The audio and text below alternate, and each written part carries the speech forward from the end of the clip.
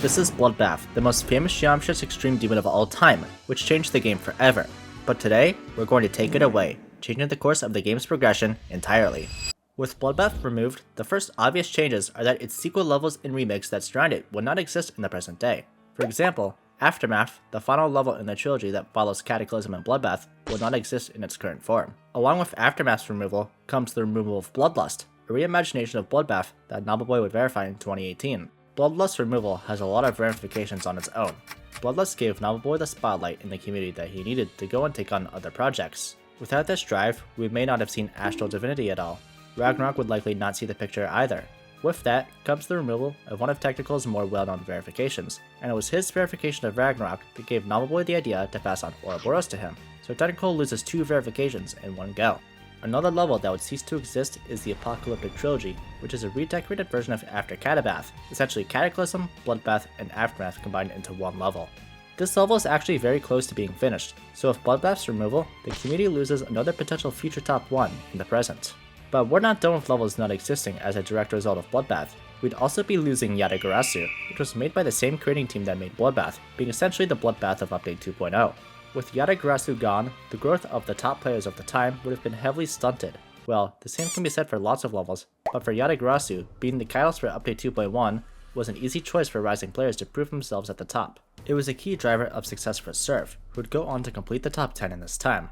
However, would Serve even make it to that point? Their biggest achievement that vaulted them into top level play was Bloodbath, so it's entirely possible that Serve's playing career may not have been talked about as much, despite being one of the best players during their time. Another player who got recognition off of Yatagarasu, but who already had a more crowning achievement, is Sonics. After completing Sonic Wave, Sonics would go on to be an early victor of Yatagarasu, solidifying themselves as the best player in the game, but we should talk more about Sonic Wave. Sonic Wave wasn't always this hard. The old version of the level, that of which followed a light blue color scheme compared to the dark blue that we know today, was quite a bit easier than the one currently released. While the original Sonic Wave was made to be the hardest 9 Circles level, the updated Sonic Wave was made to directly rival Bloodbath in difficulty. But if there's no Bloodbath to compare Sonic Wave to, then it's very unlikely that Sonic Wave ever received the dark blue update. The old one would definitely exist, and would likely go on to stay rated, since in this scenario, Cyclic would go on to be the best player of this period instead of Riot, but we'll talk more about that later.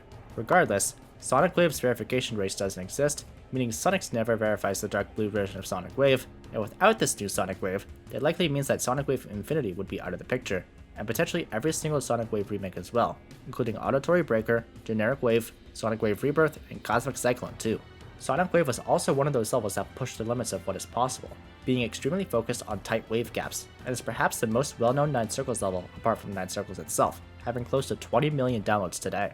With that, 2 of the 3 levels in the original RGB trilogy have been heavily impacted, with Yatagarasu ceasing to exist entirely. Thankfully, Erebus is not at all affected by Bloodbath's departure, making it the only RGB level to stay in its current state. The next area of discussion is to talk about where Riot's playing time would have gone. At the time of Riot verifying Bloodbath, he was competing with Cyclic to be the best player of the game, though at the time, Cyclic seemingly had the upper hand with the old version of Sonic Wave. Although Riot's Bloodbath verification pushed him ahead, it would never look back from there. In order for Cyclic to keep up with Riot after Bloodbath was verified, he pushed out Sonic Wave's Dark Blue update, which at the time was harder than Bloodbath, but eventually, this would be what led to Cyclic's downfall, as Cyclic would later confess to hacking nearly every one of their achievements, leaving Riot alone at the top of the mountain. If there was no Bloodbath to push Sonic Wave's update out, then perhaps Cyclic continues playing, perhaps having a longer time as a top player before their ultimate confession would come, but Cyclic could have had a more drawn out presence within the top players of 2.0, always within footsteps of Riot. Another important note is that Riot was one of the first people to use a 144Hz monitor for GD, and as such, popularized the use of it to complete harder levels. This would eventually lead to even higher refresh rates being used in the future, with 240Hz monitors making their presence known in around 2018, and in 2020, the FPS bypass hack would be unbanned, allowing for users to move up to 360Hz, 6 times the game's normal refresh rate of 60Hz. The higher your refresh rate is, the easier it is to control game modes such as the Wave and Ship, which have gone on to carry the difficulty of several of the hardest levels in the game. If the rise of high refresh rates is stunted, then it's entirely possible that levels across the board would be easier, as skill progression with a stunted rise in higher refresh rates would have been much slower. Eventually, the takeover would happen, but it's highly likely that it would have taken longer, since Riot wouldn't have the platform to open everyone's eyes on the matter, so it's fairly likely that the hardest levels of today would be significantly easier across the board. Speaking of Riot, we've still got more to talk about.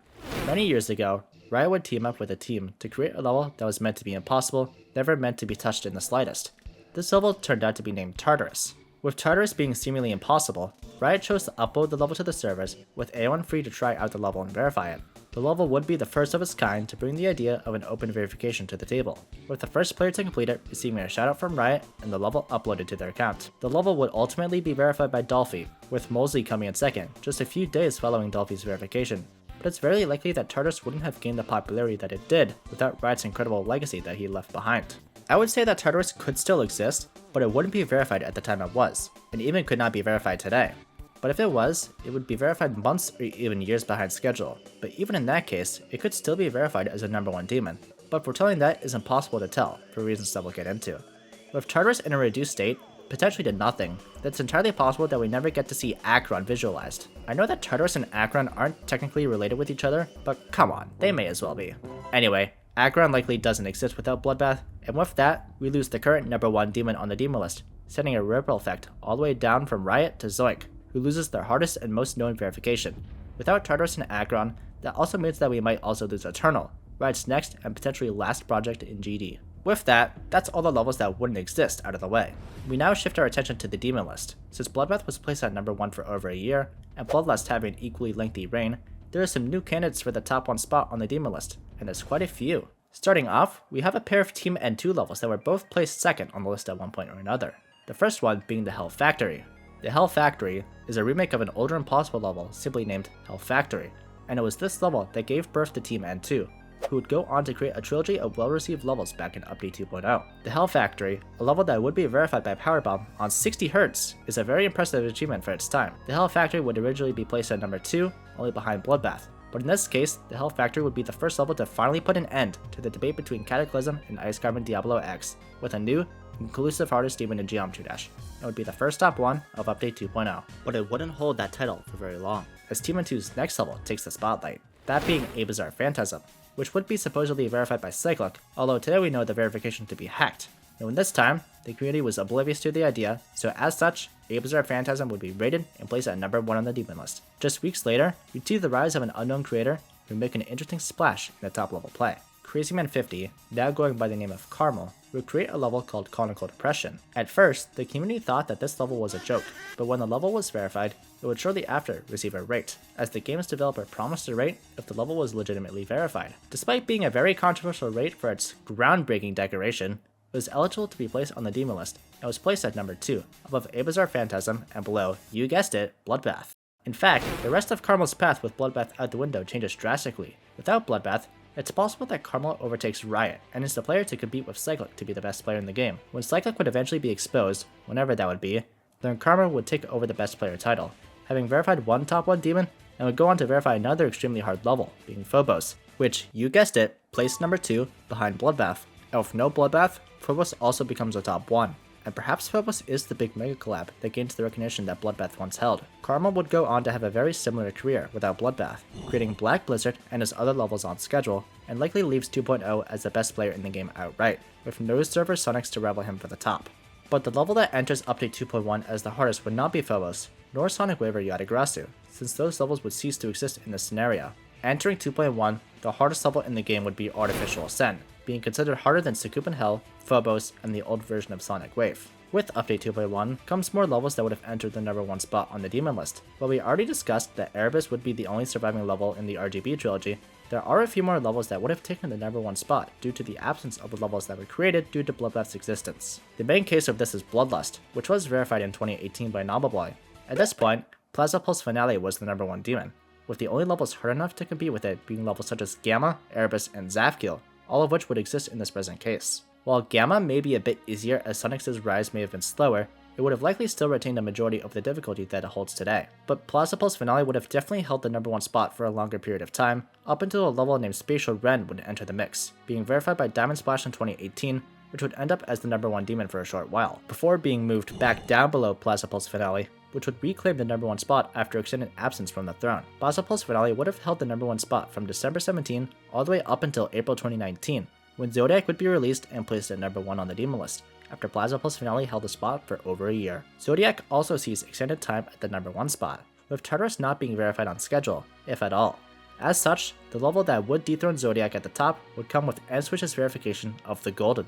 amplifying Ipswich's rise to the top of the mountain in 2020. The Golden would hold that title all the way until the second half of 2021, until Slaughterhouse is verified and immediately placed at number 1, along with Firework and Arctis, which would soon follow. With no Aggron to deviate Slaughterhouse's reign from the number 1 spot, Slaughterhouse stays number 1 from November 2021 all the way until April 2023, when Avernus is placed and Silent Clipset moves above the level, pushing it down to number 3, with Bloodbath having impacts nearly 8 years after its original verification. The last thing I want to talk about is that this is just the surface level of what would happen to the game. What I just talked about is the bare minimum of changes. While Bloodbath may have been just the hardest level in the game, it was also the first Geometry Dash level to really break out of the community, allowing for gamers in general to be introduced. The same can be said for any level of this magnitude, whether that be Yatagarasu, Bloodlust, Charteris, Slaughterhouse, or any other level that you can think of that breaks the boundaries of the game. If the community were to lose its most well-known extreme demon, then the true consequences would have led to a dark turn. With none of the big levels to push the game forward, perhaps we would have begun to stagnate as a community. With less levels to push the game forward, it gives less of a reason for players to keep playing, and also leaves fewer levels to introduce newer players to the reduced community. So if Bloodbath truly never existed, then it's possible that many of us here today would not be in the spots that we are now. Some of us may be gone from the game entirely, some of us may have persisted through, but one thing is certain, the game would not be the same.